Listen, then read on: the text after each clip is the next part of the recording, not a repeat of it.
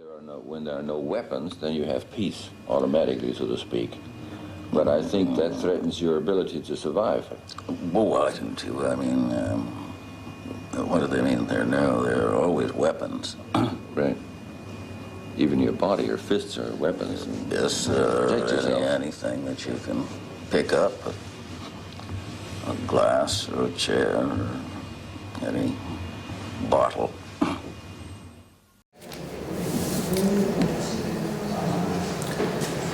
I want the auditing comment on their assassination process R245. I know he knows these commands. The purpose of this paper is to share some of my ideas about Burroughs' revised Boy Scout manual, which is just out of the press. The quote that opened my presentation shows a quite determined Burroughs to extract from John Cook a series of secret Scientology commands that should allegedly neutralize the unfortunate receiver of such enigmatic words. Can you hear me over there in the back? Yeah? Okay. So why such a great interest in assassination? Was Burroughs serious about it? Does a bear shit in the woods? Or do you think Mr. Burroughs was ready for a Pasolini act? At this point, you might be thinking, how does Pasolini connect with the revised Boy Scout manual? So let's play detectives. For starters, the first thing we can do is dive head on into Burroughs' Triadic Systems. Let's have a look at his theory of recording and playback. In the electronic revolution, the following is written about this Triadic System. Quote, "These experiments were summarized in The Invisible Generation. I wonder if anybody but CIA agents read this article or thought of putting these techniques into actual operation." End quote. If Burroughs' theory of playback from 1966 might have interested the CIA, his general plan for overturning or at least disrupting governments from the revised Boy Scout manual would have made him a person of great interest for the same agency, since some researchers claim it was about to be applied verbatim all over Europe in years to come. Burroughs called it Notes on Writing World Revolution, written March 25th, 1970. And the general plan for England consisted in organizing 1. An independent Republican or Reform Party of exemplary behavior. 2. A terrorist underground complete with detailed personnel and methods of operation. And 3. A terrorist right complete with personnel. Any outrage can be attributed to these characters. And he adds, you can see how this works out in present time Brazil. Enter Gladio. During the 70s, different European states, NATO and non-NATO, were coordinated in creating and supporting right-wing terrorist groups which allegedly performed false flag attacks so as to blame communists, left-wing terrorists, activists, and even intellectuals. I have no way to know if Burroughs knew about stay-behind operations in Europe at the time, such as Gladio, but the fact that he's looking at the Brazilian CIA-sponsored 1964 coup d'etat as a blueprint for his over-the-top routines in the revised Boy Scout manual shows the influence of another triadic structure springing from a 1964 text, the literary techniques from Lady Sutton Smith. In this case, a 3-column format is used to imagine events, find correlations with actual situations, and produce effective blueprints. Of course, it was also used to generate fiction through an aleatoric strategy. If we concentrate on column 1, we find Burroughs performed some reverse engineering on the Brazilian Operation Condor, which was a Latin American version of Gladio. and produce a blueprint out of it. As a result, he hit the nail on the head with his notes on writing World Revolution, revealing a secret CIA plot that reached in Italy its maximum levels during the 70s. The plot was still covertly in operation all around Europe when the first taped transcript of the revised Boy Scout manual was published in 1982. If we scratch a little into the Italian operation, we'll find another triad drawn by the main players, which were the Mafia, the Vatican, and the CIA.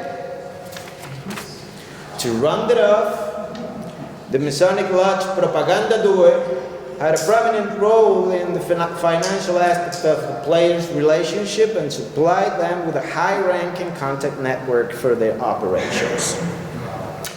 Pasolini was a communist. He constantly denounced the influence of the Mafia in politics and had been given a suspended prison sentence for openly undermining the religion of the state. With all this in mind, I think there should be a reasonable doubt as to who really was behind Pasolini's murder. He clearly had many powerful enemies, and one of the most dangerous was Giulio Andreotti, who in 1989 said on national TV, "Lui andava cercandosi dei guai," which in plain English means he was asking for it. Andreotti admitted the existence of Gladio before the Chamber of Deputies in 1990. And this ties in directly with the two issues Pasolini was working on at the time of his death. Number one, he was writing a condemnatory novel which made reference to Eugenio Cefis, founder of the Masonic Lodge Propaganda Due, as the instigator of a murder. I'm talking about Pasolini's novel Petrolio, published posthumously in 1992, which also describes a vision where an anarchist or neo-fascist red boy plants a bomb in Bologna station, provoking a massacre. An identical massacre occurred at the same station 5 years after Pasolini's death. As with Burroughs, it seems the wrong kind of people read Pasolini's work. And I'm not referring here to male prostitutes here. Number two, he was making too many questions about the Piazza Fontana bombing, which killed 17 people and wounded 88 in 1969. Also keeping correspondence with one of the suspected real terrorists, Giovanni Ventura, urging him to tell the truth about the brutal incident. Still today, the Piazza Fontana bombing is suspected to be a Gladio false flag attack.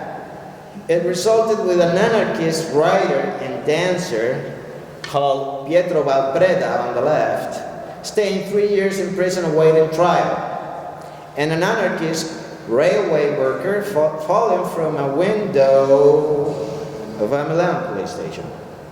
So by the time of his death, Pasolini had a fairly good idea of what was going on in his country and was planning to make it public. Burroughs' general plan for England seems quite a reliable blueprint to figure out how Gladio operated, and the Italian case verifies it to some extent. Testing the validity of Burroughs' book concerning defense and countermeasures is easier today than back in the day. Copies of U.S. Army field manuals can be downloaded from the internet, as for instance the Field Manual 3115, Operations Against Irregular Forces from May 1961, and the U.S. Army Field Manual 3031B, Stability Operation Intelligence, Special Fields, from March 1970. The second one has been dismissed as a singularly effective forgery by the KGB, which makes it even more mysterious since Licio Gelli, capo of the Propaganda Due Masonic Lodge, apparently admitted when his house was raided that a copy of this manual in his possession was given to him by a CIA agent.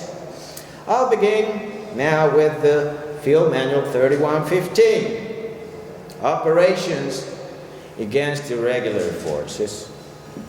This manual covers some of the overt strategies Burroughs suggests, such as terrorism by assassination, bombing, provocation of incidents, use of chemical and biological agents, but it adds torture, mutilation, kidnapping, armed robbery, arson, flooding, and demolition. This repertoire, fearful as it is, might be incomplete if we consider two measures proposed in the revised Boy Scout manual that deserve further study. One, the use of addictive drugs as a weapon of war to produce a subhuman species. And drug trafficking is something the 3115 does not talk about, but that doesn't mean it did not exist in Gladio. And two, the elimination of undesirable civilians. Both ideas sound crazy and both have been already executed. So no harm in doing some reverse thinking and being prepared. As for covert activities, the 3115 does include some of Burroughs' manual tactics as dissemination of propaganda and rumors, issuing false or misleading orders or reports, assassination again, tussling, extortion, blackmail, theft, and counterfeiting. It also contemplates how guerrillas operate, their tactics, weaponry, the way terrorist attacks establish tension and reduce police or military control, and the importance again of implanting rumors, which is also very prominent in Burroughs' book. The geographical factor is also studied, as it is in the Boy Scout manual. But one issue Burroughs does not examine is what one can expect when becoming a prisoner. And that's quite a relevant issue to consider if you plan to cause serious trouble. 3115 states on the subject, quote, the underground elements of an irregular force normally do not hold legal status, end quote. The Army manual also reflects what kind of people should be monitored closely as rural dwellers, criminal and tough elements, adherents to similar philosophies to the irregular forces, former members of the armed forces, and strong personalities, which are, give or take, the same kind of people Burroughs looked at to fill the ranks of his partisan army with. Propaganda and civic actions are also featured on 3115. How to win support on non-committed civilians. This looks better on paper than Burroughs' suggestion of getting steady free sex from civilians. Still, we don't know which manual is more realistic in this sense. Both the Scout Manual and the 3115 consider the issue of interrogation. Even if, curiously, Burroughs' manual provides more creative ideas about interrogation and being interrogated through the use of e-meters and other machines intended to learn how to control automatic responses. In fact, a Scientologist guerrilla sounds hilarious and terrifying at the same time, doesn't it? As for electronic countermeasures, a maximum effort is prescribed in the 3115 to intercept transmissions, locate irregular force elements, deceive or mislead by false transmissions, while on page 48, the revised Boy Scout manual offers the more postmodern and post-truth concept of fake news. Very oracular indeed. Considering moral and psychological factors, according to the 3115, the troops need to undergo special training. And that includes ironing out, quote, the ingrained reluctance of the soldier to take repressive measures against women, children, and old men, end quote. As for the Field Manual 3031B, This is a Group 2 document, and unlike the 3115, it's excluded from automatic declassification. It consists of 13 pages, was first published by the Turkish newspaper Barış in 1975, and is devoted to clandestine operations. The word communism appears early on associated with the concept of infiltration. If Burroughs was crude, depicting the inefficient system established by the conquistadores first and later by revolutionaries as Bolivar, this manual uses the same language to qualify those host countries where U.S. counterinsurgence is deemed necessary. These politicians have no experience and they're corrupt. And the same can be said about their armies. Well, that's expectable. But the shocker comes when on chapter 2.6, the manual prescribes target elimination without the host country cooperation. By the way, no wonder it's a secret document since it's hardly readable. So I'll do it. Quote, it's desirable that the U.S. Army intelligence should obtain the active cooperation of the appropriate host country authority in pursuing punitive measures against host country citizens. But there are areas where combined action is frustrated by divergent or conflicting aims and interests, and where U.S. Army intelligence must defend the U.S. position against contrary forces at work in the host country. End quote. If that sounds quite heavy, since it advocates eliminating not only terrorists but also ordinary citizens, the top prize comes from chapter 4.11, where it states, quote, should the host country governments show passivity or indecision to face communist-inspired subversion, U.S. Army intelligence must launch special operations which will convince host countries, governments, and public opinion of the reality of insurgent danger. End quote. How? It goes on. Quote, penetrating the insurgency, forming special action groups from the more radical element, and launching violent or non-violent actions according to the nature of the case. Finally, if infiltration is not being effectively implemented, utilize ultra-leftist organizations. End quote.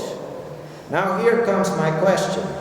Was the Italian Prime Minister Aldo Moro's kidnapping and murder in 1978 the result of an infiltration operation?